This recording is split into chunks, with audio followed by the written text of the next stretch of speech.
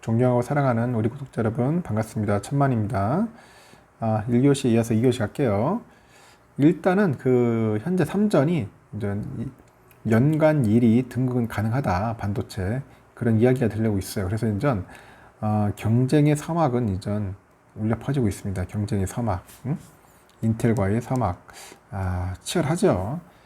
일단은 인텔과 3전의 경쟁은 처음이 아니에요. 처음이 아니다. 인텔이 플래시 메모리 일종인 노어 플래시라고 낸드 플래시 진영을 위협할 때도 간혹 있었어요. 근데 여기서 마이크론하고서 손을 잡아요. 또 손잡고 낸드 플래시 메모리 반도체 시장에 진출한 적도 있었는데 그 경쟁은 약간 국지전이었다. 국지전이었다. 그렇게 이해하시면 될 것 같고요. 그러던 두 회사가 이제 본격적인 푸른피해 전쟁을 시작할 것으로 이제 예상됩니다. 2010년부터 이제 파운드리 사업부를 신설을 해요. 2010년부터. 그래서 이 시장 진출을 꿈꾸다가 좌절한 인텔이 올해 1월에 이제 새로운 CEO가 나타납니다. 팻 겔싱어라고 이제 이 사람 나타났는데, 이분이 나타나가지고 다시 이제 재도전을 하는 거예요. 재도전. 예전에 한번 망했는데 다시 한번 도전하겠다. 이렇게 선언을 합니다.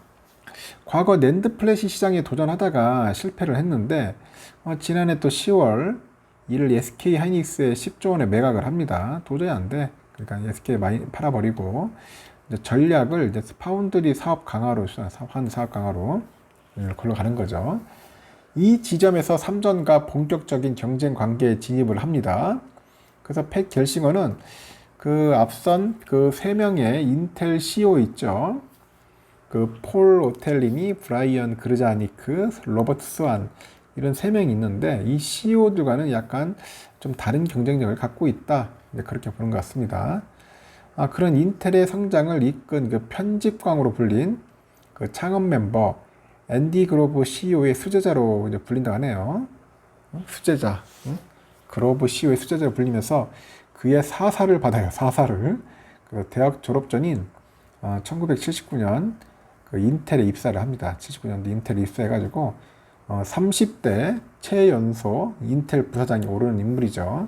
너무 어린 나이에 빨리 부사장으로 진급을 했어요. 보면 또 각종 프로세서의 개발 책임자였고, 인텔이 CTO라는 게 있어. CTO. 이 CTO가 뭐냐?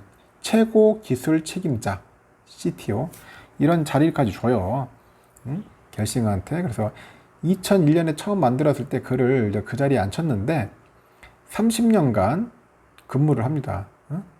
30년간 근무하고 이제 떠나요. 떠나가지고 다시 12년 만에 이제 올 초에 인텔의 명성과 인텔 정신을 살리기 위해서 인텔 이사회가 그를 이제 구원투수로 투입을 하는 거죠. 이제 12년 동안 떠났던 인물을 다시 데리고 온 겁니다. 그래서 겔싱어는 지난 1월 이제 CEO로 선임됐는데 이후 12년간 떠났던 친정 인텔에서 내부 단속을 마무리하고요. 적극적인 M&A 의지를 드러내는 한편에 미국 행정부는 물론이고요. 유럽 각국 정부의 지원을 요청하는 등 이제 본격적인 이제 글로벌 투어에 이제 나서기 시작합니다. 이제 하여튼 좀 흥미로운 사람입니다. 이 사람도 보면은. 그래서 겔싱어 CEO가 미국 우선주의를 여전히 유지하는 바이든 행정부하고 유럽 동맹에 인텔을 지원해 줄 것을 호소하고 다니는 겁니다. 그냥 돌아다니면서 우리 좀 도와줘. 미국한테도 이제 자국 우선 기업 살려달라. 이제 읍수하고 다니는 거죠. 반도체 제조의 아시아 편중이 서구 유럽에는 좋지 않다는 것을 최근 부각시키는 거예요. 특히 이제 자동차 반도체 품귀 현상으로 고통을 겪고 있는 미국, 독일, 이탈리아, 프랑스 등에 어필하면서 유럽의 공장을 건설하는 조건으로 이제 보조금 달라. 보조금 달라고 해서 이제 그걸로 가는 거죠. 이제 인텔 관계자는 파운드리의 90%가 아시아에 몰려 있다. 글로벌리 지역 밸런스가 없다면서 생산 기지가 유럽과 미국에 있어야 하는데 그러려면은 제조 시설 비용에 경쟁력이 있어야 한다는 거죠. 유럽에 지으려니까 아시아 비교하면은 한 30-40% 비싸요. 유럽이. 그래서 정부가 지원해줘야 한다 이렇게 언급을 하는 겁니다. 바이든 대통령을 비롯해서 미국 행정부에는 미국 국적의 기업에게만 보조금을 지급하는 것이 국익이다. 이걸 강조하면서 삼성전자나 뭐 TSMC 등 외국 기업의 미국 내 반도체 공장 건설에는 보조금 지급을 반대하는 목소리를 내고 있다. 이제 그런 이야기가 하고 있는 거예요. 아주 좀 보면은 그렇습니다. 자국 기업만 되고 타국 있는 기업 안 된다. 뭐 그런 식으로 해서 완전 양아치 짓을 하는 거죠. 그래서 인텔 입장에서는 경쟁자인 삼성이나 그 TSMC는 보조금을 받지 않고요.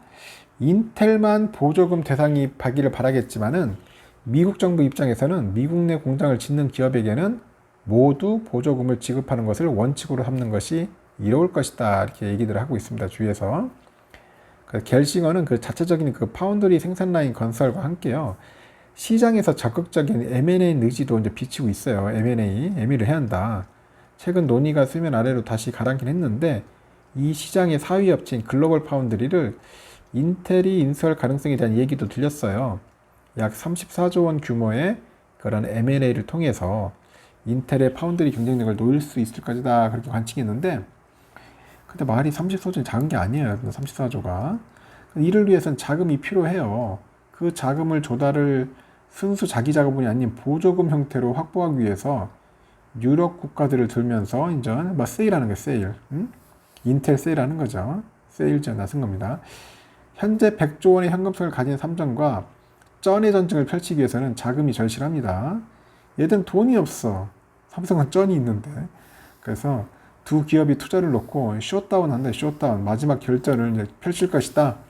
그렇게 전망을 하고 있고요. 그럼 우리 삼성의 길은 어떻게 가냐? 갤싱어가 저렇게 전 세계를 돌아다니면서 인텔 세일즈 하고 있는데, 인텔 세일즈 하고 있어요.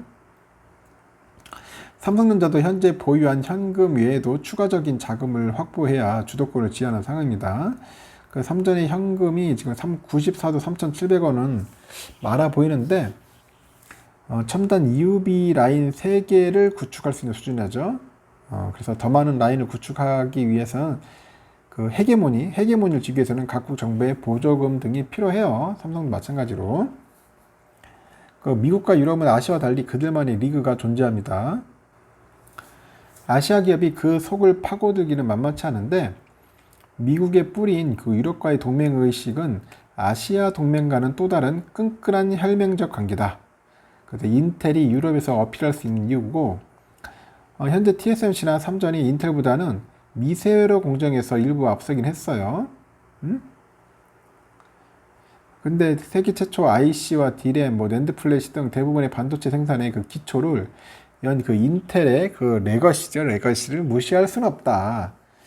장기 레이스인 반도체 산업에서 인텔이 또 시동을 걸었다는 것은 한번 승부를 보겠다는 그런 뜻도 있으니까 결국은 무시하면 안 된다. 또 긴장해야 한다는 거겠죠. 갤싱어의 그 유럽 투어를 부러운 눈으로 바라보고 있는 것이 현재 삼성의 위치다. 삼성도 이제 적극적인 공세에 나서야죠. 현재 근데 발이 묶여 있어. 20대부터 이제 미국에서 유학하고 30년간 인적 네트워크를 확대해온 이재용 부회장의 역할이 중요한 이유예요.